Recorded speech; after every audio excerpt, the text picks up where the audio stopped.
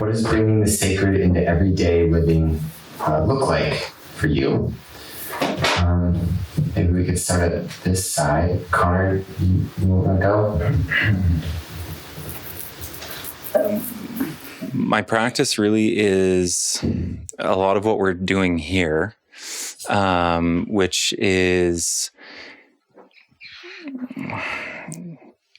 finding ways to remind myself to come back to myself so that I can be present with other people, in order to exist in some kind of truth, like to meet people at the soul level, if possible. That is the practice. And I do that through,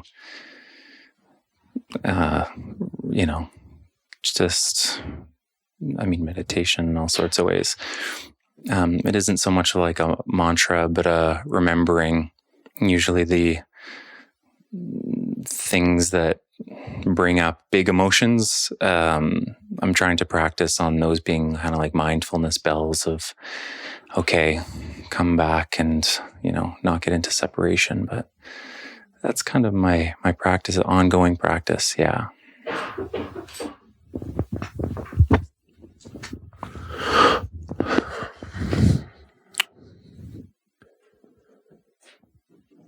I'll talk a little bit about it when we talk about aarti, but the sacred doesn't just exist like on the puja table, and aarti is a practice that helps us recognize the sacred in all of it. But this question made me think of just pushing Ram Dass's chair and how Dasi would always have, we'd always be like 2 minutes late wherever we were going. And so this real gotta go energy. And I'd be pushing his chair and you kind of follow the pace of his one good foot that would plod along with the chair.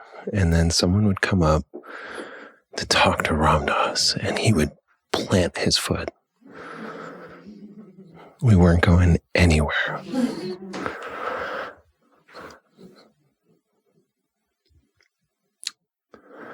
So that's my practice. We all have this energy of busyness that wants to I'd love to have this conversation, but I gotta. And what would it be to, put that foot down and pour yourself into it? Yeah. Bringing the sacred into every day for me doesn't necessarily have so much to do with having the day together or not getting frustrated or having an ideal kind of day.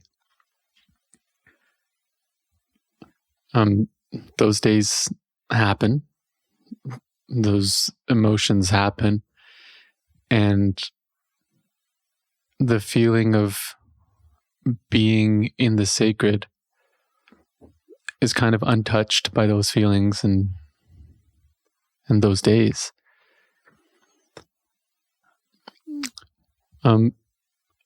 I guess I, without knowing it, actively follow quite in depth the practice of Guru Kripa, which most things that I do remind me in some way or another of Maharaji. And I build on that in that I intentionally do things so that they also remind me of Maharaji. For example, the practice that I have is before I eat, I'll say to myself just quickly in my mind, or when I'm at home, I'll take 15 seconds to close my eyes and say intentionally to Maharaji, thank you for this food. That thank you to God for allowing me to be nourished in this way so that my body can be fueled by your grace in the form of food and know your grace in the form of this life.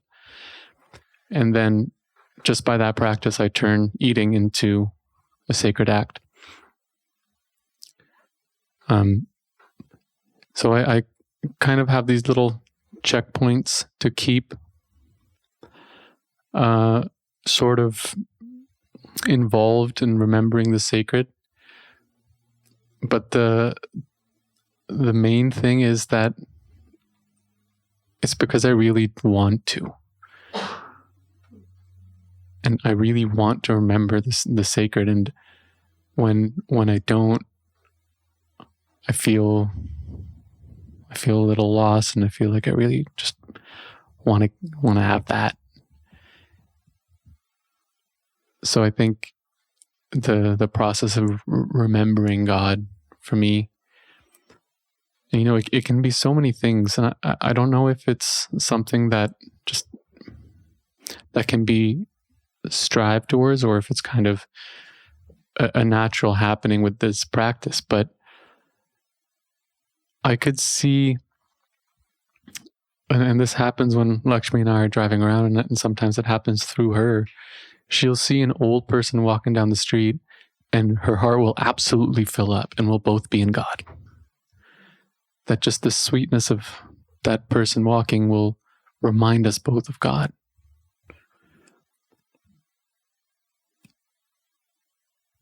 And obviously there are lots of times where I forget. And then I remember, and then I forget, then I remember, then I forget, then I remember. And that's kind of the dance for me.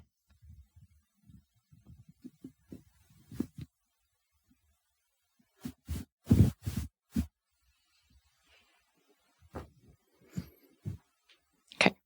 When I hear words like sacred, right, big words, I like to think about what it means and how to define it, how I define it, or I'm trying to define it, because I don't think I've totally done that. But I think it involves like unlearning some of the things I think it should be, right? Like sacred should be like so solemn and serious. And for me, I'm trying to embrace like the playfulness of it. My relationship with Maharaji has been a playful one. He has like this, cosmic humor. And there's I think it was from a book by Sasha Sagan, Carl Sagan's daughter. She shares a story where the taxi driver says, be playful, and you will stay united. So yeah, that's one way I think of sacredness and try to practice it. What else? I think I have one more thing. Yeah.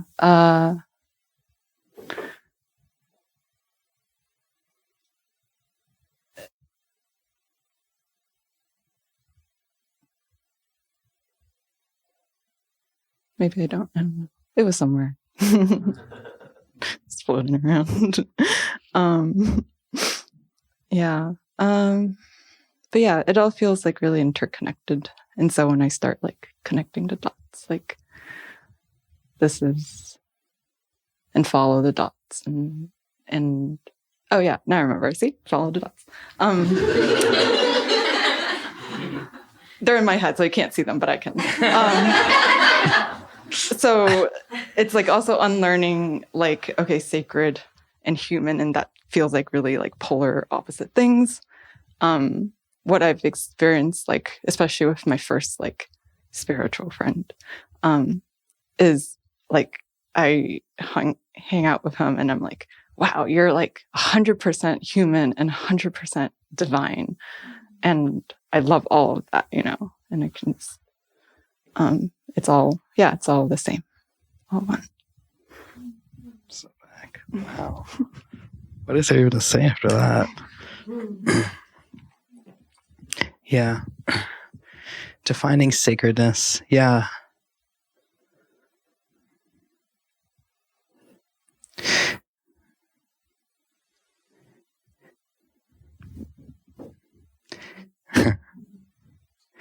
to me, when a moment is sacred, it's not necessarily due to the substance of the moment, but of how I am approaching it and how I'm present with it while it's happening, regardless of what it is, you know? I just took a walk over to the campsites before this, and I did it without my shoes because I figured it's a nice day out. It was just raining. The ground is going to feel all nice. And like that to me felt sacred in that moment. It's this, when I think about those sacred moments, it's the through line of what comes up in me is this appreciation for whatever it is, this gratitude for whatever it is. Right? Like, oh, I'm cold right now. Maybe this is sacred too. Maybe I can appreciate this because there's been other moments where I've been really hot. So let me just enjoy being cold for a little bit because I know it probably won't last forever.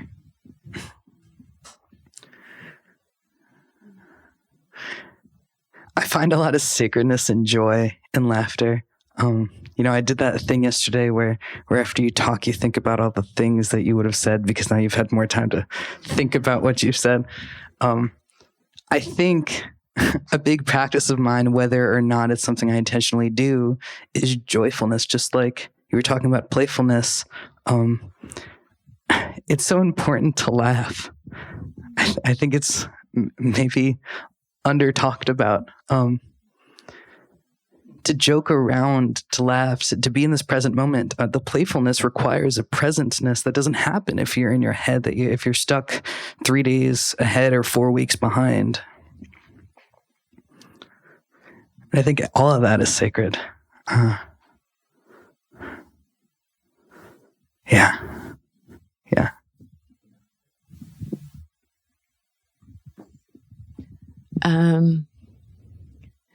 So yeah, one way that I have sacred in the everyday is I'm a hospice volunteer. So I go to the hospice and I sit with people who are dying. And I know there's people in this room who are in similar lines of work where there's a lot of people here that hold space for death. Yeah. And that is really, really sacred just by its nature. So I don't necessarily feel like I even have to do anything or create anything or practice anything. I just go show up and sit with these people, and it is sacred. And yeah, so I think it's just holding space for people's pain, for people's suffering, that in reality, the people who are dying that I'm sitting with are actually serving me. I'm not serving them, they're serving me because I am holding space for that pain, and then that breaks me open. It sometimes is really, really hard not to have a broken heart. But then it's so sacred when you do have a broken heart, because then your heart is broken open. Yeah.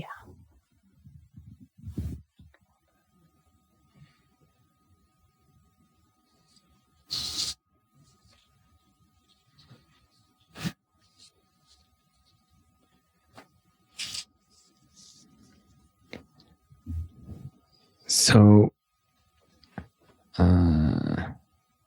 there's a specific question about explaining the components of aarti and why we do it. And I remember that last year, both Pavan and Swap just had what to me felt like very impactful answers. Yeah, I'd love it if one or both of you wanted to share on that. There's all different kinds of pujas. The puja that we're doing here is Panch Bhut Aarti, Aarti of the 5 elements. Those elements being fire, water, earth as represented by a flower, space as represented by a cloth, fabric, and air, the fan And there's also a sixth secret element, ether, with the incense. And with each of these elements, we're practicing consecrating these elements. We're offering each of these elements in their most essential form to our beloved. Not just because that's what the beloved wants, but so we can then receive them ourselves and recognize these elements in our days. We recognize light, fire, the water of our bodies, air. And in this way, we're consecrating our everyday as sacred.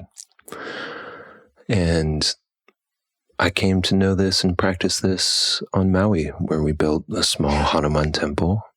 And without asking, little Neem Karoli Baba devotees show up and say, okay, here's how you do aarti. And taught us. It was Annapurna and Hanuman Das from Taos. And they learned that from Siddhima. And this is the same aarti that's practiced in all of Neem Karoli Baba's temples in India. So I think of it as a candle, lighting another candle, lighting another candle, and it's all the same flame, just different candles. And so in that same way, the pujas that we're doing here are the same as the pujas in Khenchi-dam. And there's a connection to that living tradition that exists through this doorway of this symbolic practice, this embodied practice. Yeah.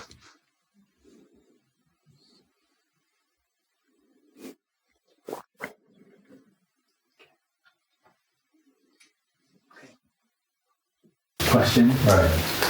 What are we doing with the cloth? What are we doing with the candle? What are we doing? Where? Moment? Offering them as the best as we can. And there's gestures, we offer them in a particular order and facing a certain direction, because when we follow all of those steps, we're also offering our intellect, right? So it's this really sophisticated, embodied prayer.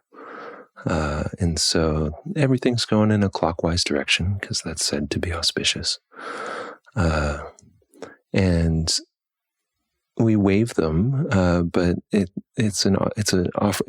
offering is the mood in which they're being offered. Yeah.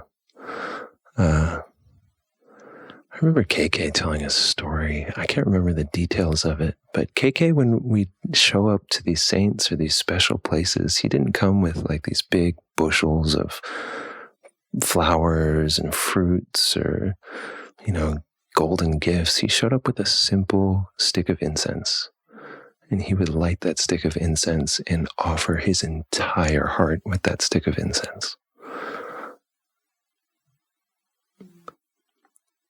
God loves only love. It is the mood with which that is offered that is so received and amplified. Yeah. For anyone who doesn't know, KK was a lifelong friend, Ram Dass, from the moment that he met Neem Karoli Baba, a devotee in India. And many of us got a chance to meet him, and his devotion and playfulness, sincerity and simplicity was astounding. And in fact, that quote that Pavan Das just said, God loves love, is a paraphrase from a line from the Ramcharitmanas, which is the Tulsidas Ramayana. And many of us read that either directly or indirectly because of KK. I first read that because of him. Yeah, really great devotional being. I wanted to add, to that question. So the Sacred Community Project has a book that's in the final stages of completion, called Loving Awareness, Awakening the Heart Mind to the Path of Grace. And It explores both the philosophical underpinnings of this retreat, as well as practicalities of how to apply this in our life, as well as how to show up with other people in a loving way. And there's a whole chapter on practice. And something that I did after the last retreat in May is it's still in draft form. In the final stages of the draft form is I sent it to everyone at the end of the retreat. And more or less, all of the practices that we're doing here are there in that practice section, even including that allowing the beloved practice that we did earlier today. Pavan Das has a variation written out of the meditation that he leads. And it goes in depth about aarti, both kind of a devotional poetic sense, but also the steps is outlined, how they do it at Hanuman Maui, just very simple, straight form of how Pav explained, right? What they do in the Neem Karoli Baba temples, it's also there. And so that will be shared with everyone in email form. So you don't have to take notes if this is something you want to incorporate in your lives. That will be available.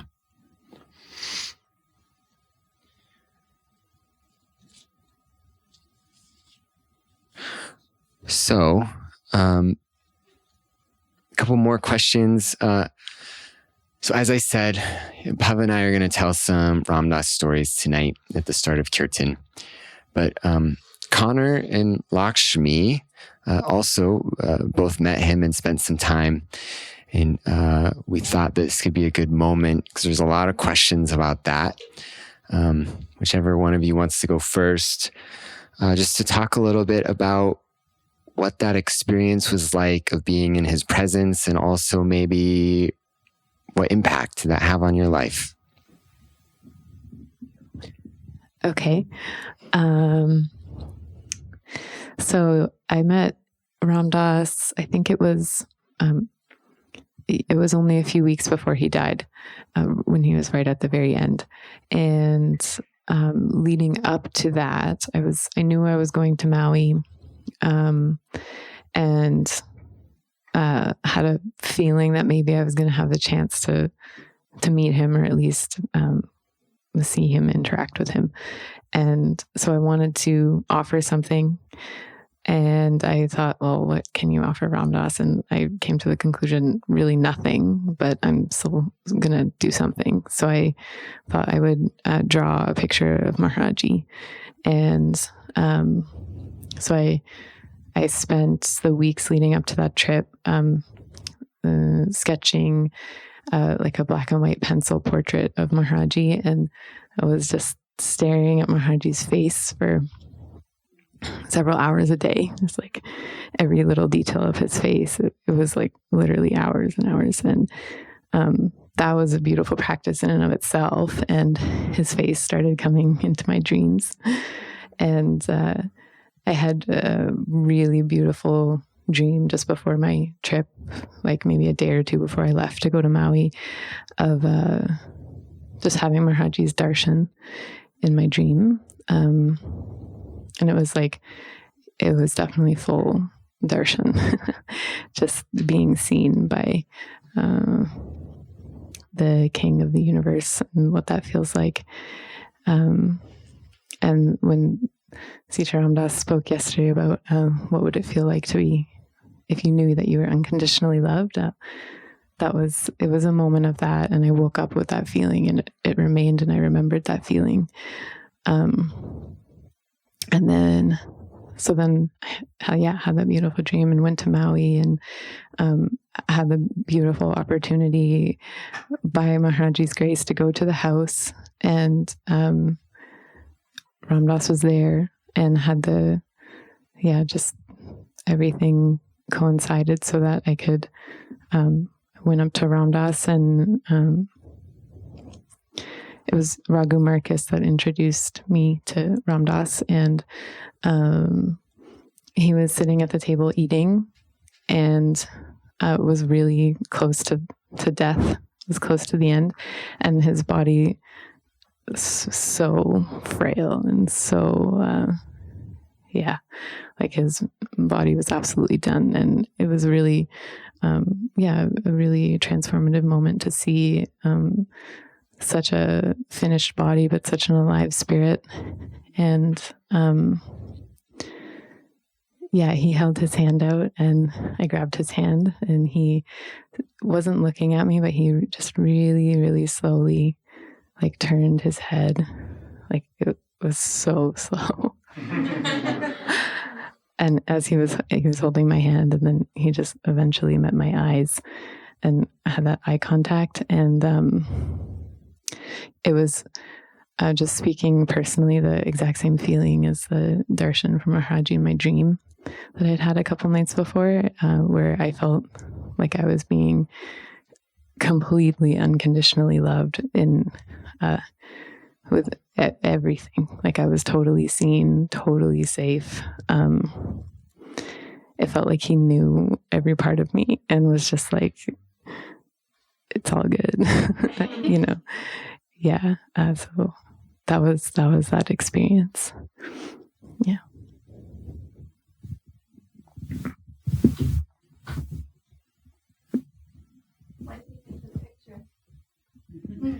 Oh, I think that, I don't know, but I think that he liked it, and I hope that I hope that he liked it. I got a really sweet message, like maybe even just a day or two after Ram Dass died, from one of his caretakers, KP, and KP sent me a picture of the portrait of Maharaji in Ram Dass's bedroom. So I was really, really touched that it was chosen to go in his bedroom, and I think it was there when he passed. Yeah. And also, that picture, there are prints of it available at the Sacred Community Shop. Use discount code. And Lakshmi generously donated it, and so all the proceeds go to support Sacred Community Project and their mission. And it's really beautiful. Really. And I don't think I've ever heard the full story of it, and so I'm just experiencing even more gratitude in this moment that's available, because I experienced darshan through that photo. Yeah. And I like to tell the story in its fullness, but I've been asked to cut off the pieces that surround the story, which are also, it's fun to tell, but, The full story is available on the Sacred Community. It's behind a paywall. Monthly subscription model. Yeah. That was a joke. No, it is on YouTube. It's not a monthly subscription. Yeah, it's on YouTube. Anyways, I'll tell you the good part. I'll tell you the juice. I'll give you the.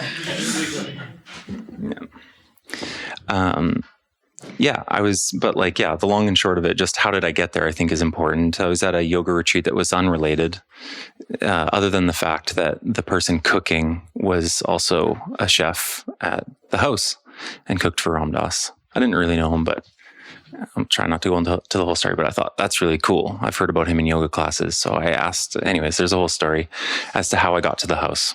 So there I am, sitting in the living room, like waiting, like for the doctor or something. Like I'm in the waiting room, but it was something like that. I didn't know if it was going to happen. This was about maybe a year before he left his body, and so it was very like it may or may not happen, even if you come to the house. So come to the house, and I was so happy to be there. And I didn't know Maharaji really. He was everywhere in the house. He was everywhere. And KP came down and said, "Oh yeah, Artie's ready to meet you." And I thought, I said to him, "Who's RD?" And he said, "Ram Dass." Oh, it's happening. Okay, here we go. We'll blast off. Yeah. So yeah, floated up to his study. Yeah. And, you know, and there he was laying back in his chair, and it was like my time to meet him. It was just like all happening so quickly. And I sat down right at he was kind of reclined and using his head to kind of his hand to prop his head up. And they plopped me down at at his feet. And we just stared at each other. And yeah, silence was what was emerging.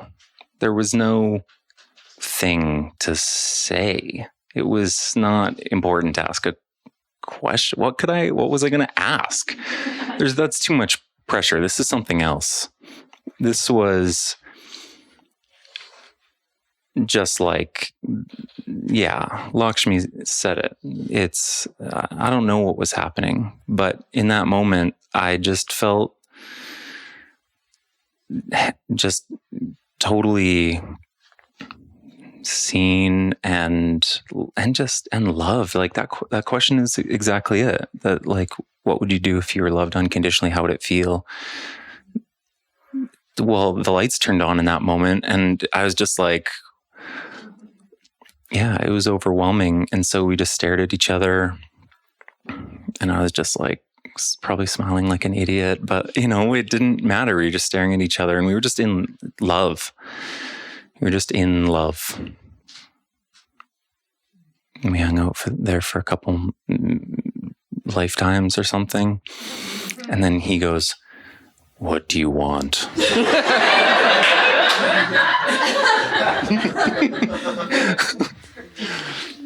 Which is a teaching in and of itself. What did you say? This is what I said. I don't know. which is something to think about.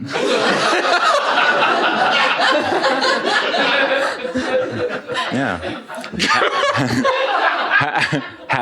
Only half joking.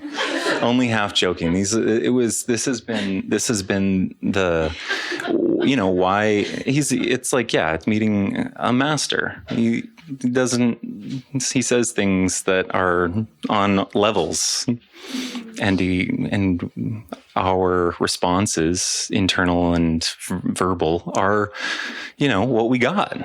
So there it was, a man without a question. Yeah. And then he said, and very graciously, spiritual things. So I thought, you know what? That sounds good. Yeah, I said, sure. So, you know, so there were some words said, and I honestly kind of forget what the conversation was about. It wasn't a lot of time that we had together. But with the aphasia and things like that, sometimes he would start saying things and stop saying it mid-sentence. He would think for a second, and then it was just silence. And I didn't say anything. I wasn't trying to help or anything. I was just like, this is just what it is. So lots of silence, but just hanging out in love. It was like all good. And yeah, the last part before I left, it was like, you know, it was the caregivers were coming in and kind of like, "Hey, Ram Dass, you got another thing?" Like, kind of like, "Hey, Connor, get out of the room." You know, it was like, eventually it was like time to go. And I stood up and just took his hand. I don't know how I ended up there. I just like ended up holding his hand, and we were just staring at this. I just met this guy. I didn't even really know him before. You know, I didn't really know him like that. I didn't know him like I know him now. And I was holding his hand, and we just said, and we just went like back and forth, just, "I love you." And he was just like, "I love you." And I was like, "I love you." And I love you. And then it was just like, and just tears and stuff. That was once I got down into the kitchen again. But that was my meeting Ram Dass story. Yeah. Yeah.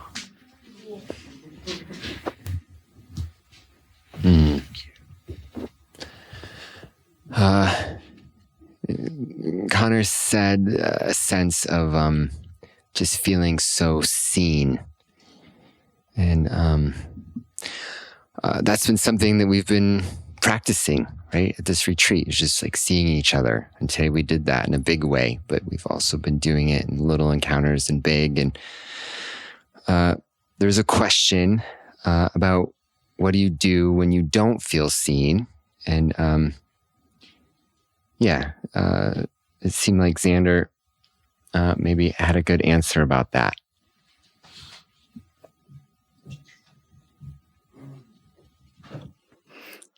Yeah, that was a good. Was that a planned lead-in? That whole darshan. Showbiz, baby. All according to the full script. Yeah, just because, darshan is, I think, really defined by being seen. So then to really explore the other side of that, to feel unseen.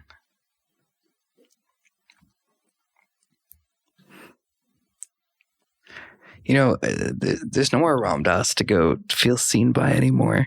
I never got to meet him. I only found out about him in 2020 over COVID.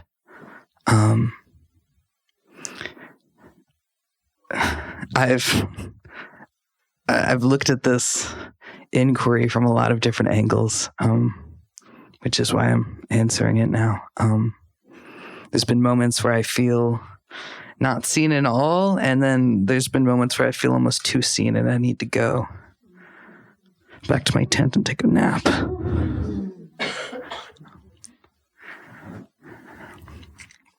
What to do when you feel unseen.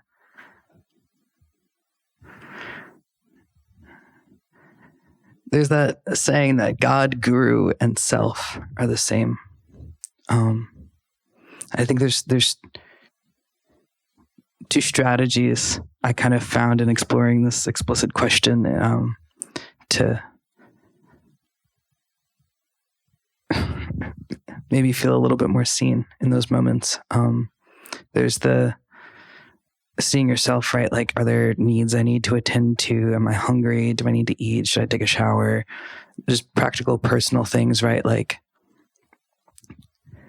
do I need a moment alone? Do I need to check in, like, what's going to refresh me? And just doing what you need to prioritize yourself to then, like, fulfill that need that we all have to feel seen.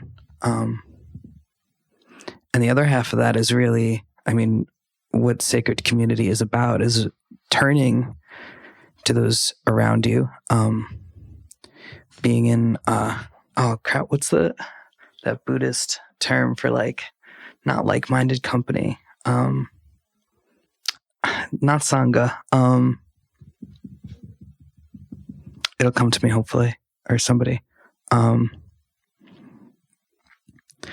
Turning to those who have also made an intention to,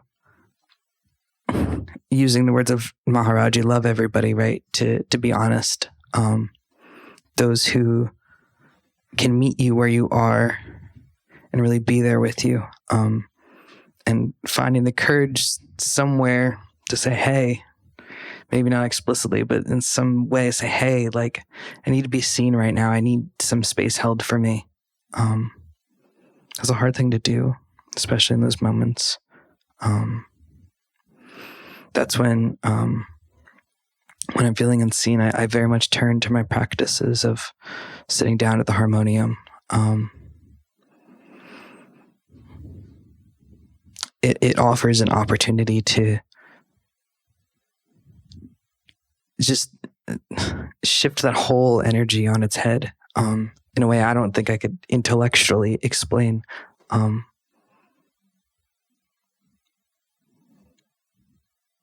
Hanuman is very much seen as this symbol of courage, and it takes courage to be seen, to be honest, to be open, to be vulnerable.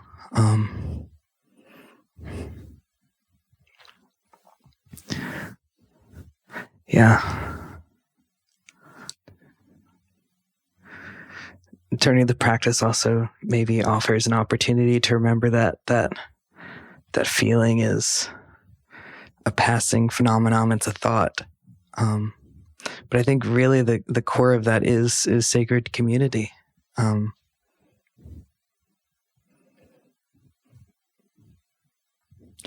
Being with those who are going to hold our humanity sacred together. Yeah.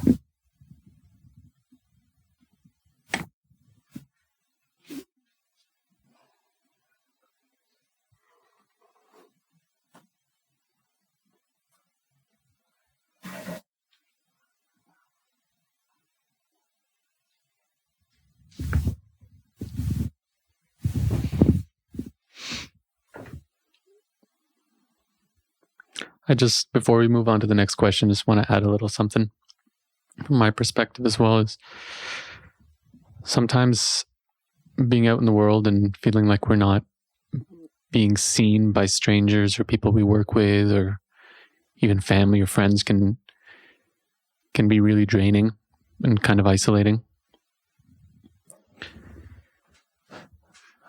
A part of that is kind of sort of a part of the dance of spirituality, is that our personalities are changing, and what we are gravitated towards is changing. One of the things I absolutely love about loving awareness practice and the Sitaram practice of beholding everything as the divine, that if we're able to be going through the airport in security and this person is just treating us like another suitcase, but we see them as the absolute emanation of the divine, there's a tiny bit of a difference that happens. And I find that both people leave that X-ray scan encounter feeling a little bit more nourished. And it's practical for me because that ball is in my court.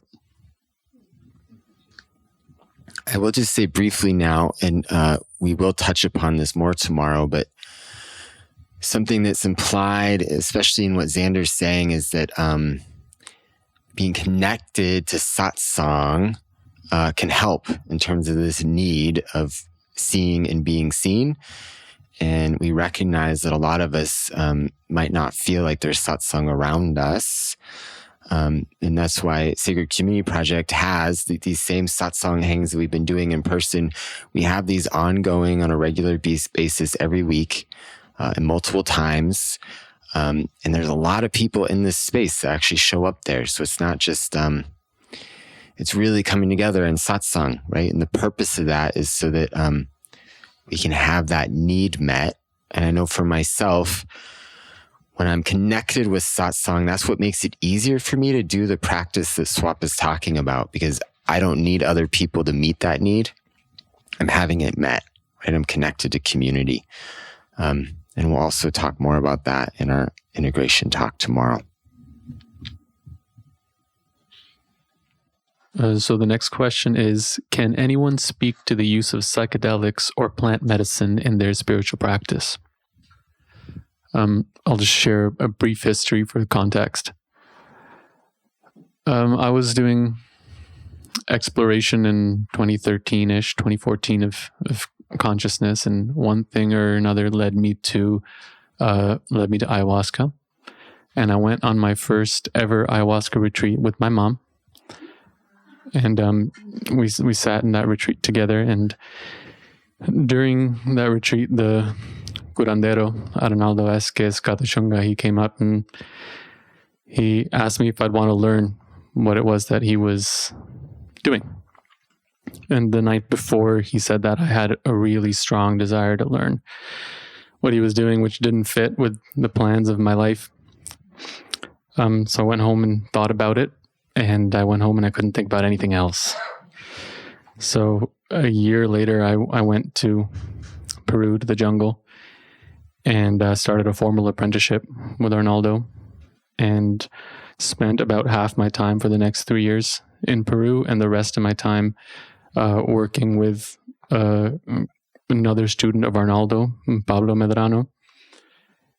And we did retreats, and I carried out my apprenticeship with Arnaldo to completion, which was a very difficult process, but earned the titles in the jungle of ayahuasquero, curandero. So I did the ayahuasca thing. And at the very beginning, I didn't know about Maharaji or Ram Dass before I drank ayahuasca. After my very first retreat, I went to the New Age section for the first time in my life to look for an Alex Gray book. I couldn't find the Alex Gray book, but what I did find was a little blue book that was like halfway falling off the shelf. And it was Be Here Now, and it opened me up to the possibility of the existence of a perfected being. And then when I was participating in these ceremonies, on the day of my initiation with Arnaldo, he comes up to me, and through a translator, because I didn't speak the language at the time, he said, "Who's that old guy that's hanging out with you?" And I honestly didn't know who he was talking about. But as I deepened into the practice and started deepening into what it was that I was learning, I kept feeling a distinct presence compared to the one that my teacher was transmitting to me and guiding me towards. I could feel them both. And after a good while of really investigating, who is this? What is this presence? Like, I was talking to other people about it. No one else could really feel it, but it was so distinct. And it was really unique in that the other presences went away when the ceremony finished, but this one didn't.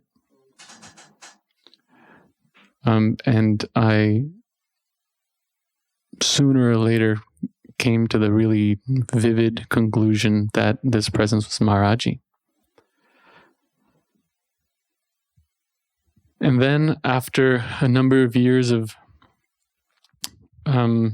probably almost 3 solid years of drinking ayahuasca 3 times a week, it naturally started to fall away, because it, to me, felt like God was in the ceremony, and I couldn't find God outside of the ceremony. And I started to become a little bit greedy in that I wanted to feel God all the time. And in that, I felt the practice naturally fall away. It's still a really important part of my life, and it always will be. But now I see it as a companion, as a teacher, and not as the path itself. I do and always will respect psychedelics, and I probably will always continue to occasionally take psychedelics because they are profound teachers. But now they're guides and assistants on the path of life. And the path of life can have many teachers and does have many teachers. But for me, life itself is such a vast teacher that with my really extensive use of psychedelics, I was belittling the great nature of life itself almost, instead of making that flip and appreciating the richness of life and then riding the waves of these tools for deepening into it.